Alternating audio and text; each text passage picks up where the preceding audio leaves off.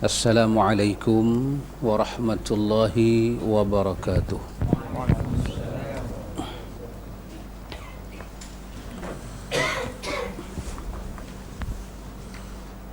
Alhamdulillah Alhamdulillahi ala ni'matihi allati la tuhsa. Wa qala fi kitabihil aziz, wa in ta'uddu ni'matallahi la tuhsuha.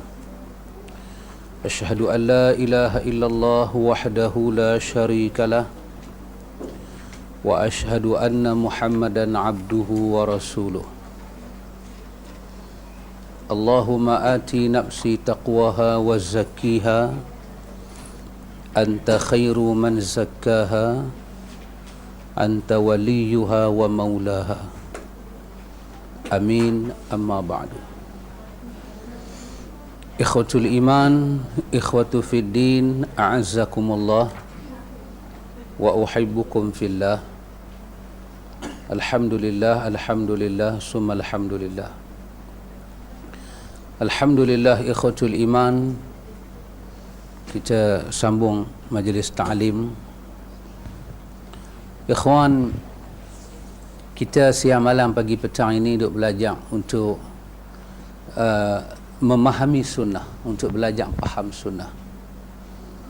Ada satu macam tulisan lah, baik juga contoh yang dia bawa. Dia kata untuk memahami sunnah, dari segi masa kita kena buang, dari segi modal kita kena laburkan. Dia kata saling tak tumpah macam kita nak pikat seorang wanita yang kita cintai. Oh, dahsyat. Dia punya contoh pun feeling lah. Contoh dia tu. Kita baca buku dia, dia kata kita kena sabar untuk menawan hati orang. Kena sabar. Kita kena, bukan kata kena sabar, bahkan kita kena tahu cara nak mendekati dia. Kadang-kadang kita dekati dia, dia lari. Bukan dia tak mau kita, tapi dia tak rasa kita bersungguh dengan dia. Modal kita perlu masa. Kita nak pikat wanita, kita kedekut tak boleh. Macam mana Pak Jang? Tak dapat lah kan? Nak beli kain batik selai pun kira tak dapat lah perempuan tu. Jadi rasanya begitulah kita dalam sikit ruang hidup kita ini untuk faham sunnah. Kita dekati dia dengan sabar, dengan lemah lembut, dengan akhlak. Satu masa nanti mungkin kita akan jadi orang yang bercinta sampai pada peringkat kalau hidup kita ni tidak berjalan di atas sunnah, kita resah. Macam kita mula tak melihat, tak mendengar cerita khabar tentang orang yang kita sayang, kita jadi tak tentu hala. Tak tentu hala. Subhanallah kan. Jadi rasanya mungkinlah satu hari nanti, sebelum kita pun bertemu dengan kekapan masuk dalam tanah lahat, Allah Ta'ala bagi syu'ur itu, perasaan itu pada kita. Bila kita lihat kepada sunnah-sunnahnya, ikhwan, sesuatu yang begitu mencipta kehidupan. Dan kita tengok dalam sunnah ni tak ada benda yang susah. Masalah, cuba kita tengok satu riwayat yang disebut di dalam Sahih Ibn Hibban.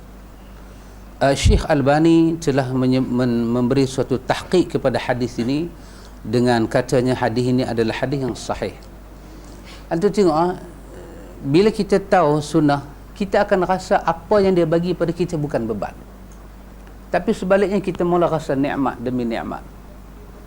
Cuba tengok dalam hadis ini, Nabi sebut kepada kita, Nabi kata, man bata tahiran bata fi syi'arihi malakun falam yastayqiz illa qala al-malak Allahumma ighfir li'abdika fulan fa innahu bata tahiran. Subhanallah, sikit je kita buat, tapi kita mula mendapat sesuatu yang luar biasa. Nabi kata man bata tahiran. Nabi kata siapa yang tidur malam dalam keadaan ada wudu. Siapa yang tidur malam dalam keadaan ada wudu. Jadi ada satu soalan. Siapa boleh menghalang kita ambil wuduk masa nak tidur? Tak ada. Kecuali kita saja. Balok, penyegan, tak larat, layan mengantuk. Itu ya. Man bata tahiran, siapa yang nak pergi tidur bermalam dalam keadaan berwuduk, ambil wuduk ya. Macam wuduk salat. Bata fi syi'arihi malakun. Maka Allah Subhanahu wa taala akan hantar satu malaikat bermalam dengan dia pada syiar dia.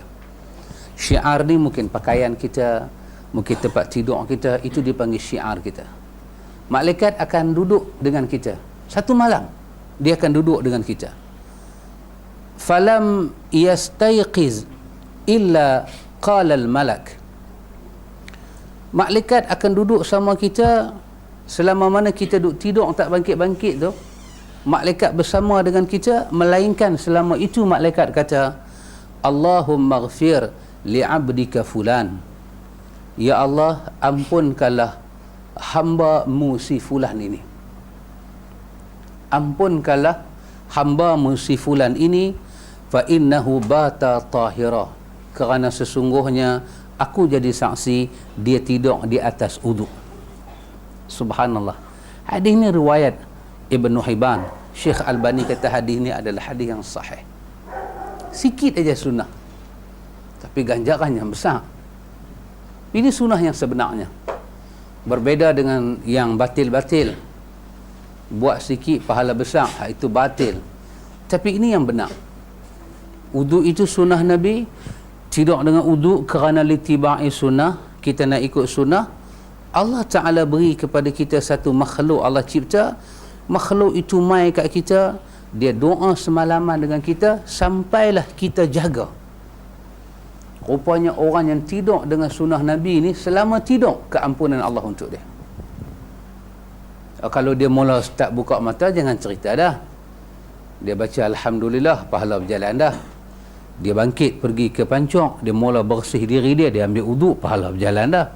Uduk pula, muka punya dosa jatuh macam lain, kot kuku-kuku, tangan-tangan, kita sapu kepala ni dosa, kaki-kaki keluar dosa, kot celah-celah kuku semua, jangan cakap dah.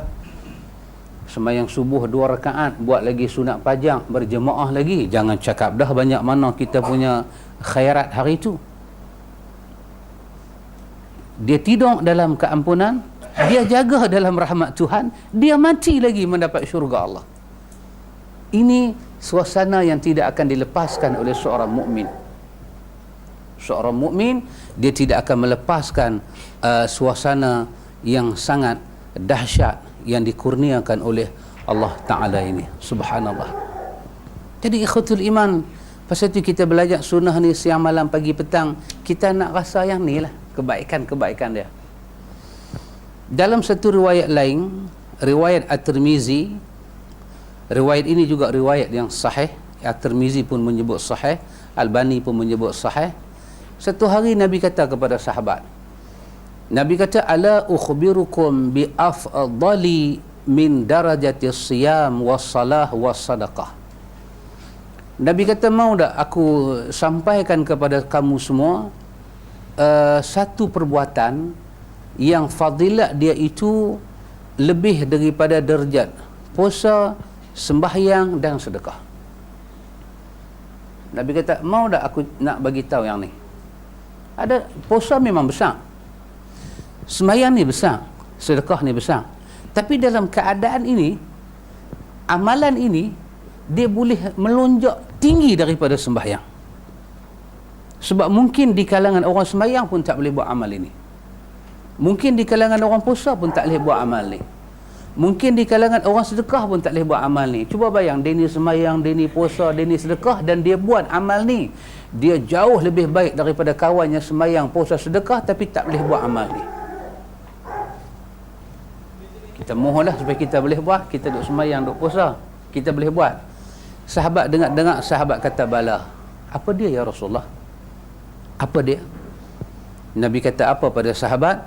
Nabi kata, salahu dhatil baini fa inna fasada dhatil baini hiyal haliqah. Nabi kata apa? Nabi kata salahu dzatil bain. Nabi kata kau damaikan di kalangan orang yang mereka itu bersengketa. Damaikan. Depa sembahyang juga, depa puasa juga, depa sedekah, tapi depa ada benda yang tak elok. Kita sembahyang juga, kita puasa juga, kita sedekah juga, kita islah bainahuma. Kita bagi depa jadi baik balik. Depa orang Islam, kita juga orang Islam. Kita duduk mencari mardatillah, depa pun duduk cari mardatillah, tapi boleh perangkap depa dan kita belum masuk lagi dalam perangkap tu. Nabi kata salahu dzatil baini. Nabi kata dua orang yang mereka ini nampaknya hubungan yang tak berapa elok, kau elokkan hubungan mereka. Fa inna fasada dzatil bain. Nabi kata kerana sesungguhnya apabila kita rosakkan hubungan dua orang sama-sama puasa, sama-sama sembahyang, sedekah, apabila hubungan mereka ni rosak, Nabi kata hiyal haliqah, itu merupakan haliqah.